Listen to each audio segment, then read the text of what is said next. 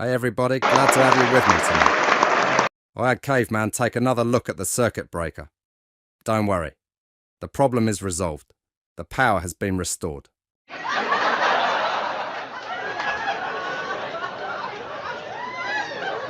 asked Caveman about my pension concerns. He told me, don't worry about it, I'll take care of it.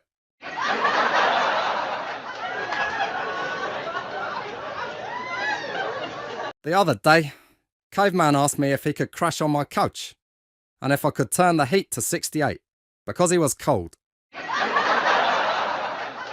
Ever see Caveman at the movie theatre asking if he could get a discount coupon on the popcorn?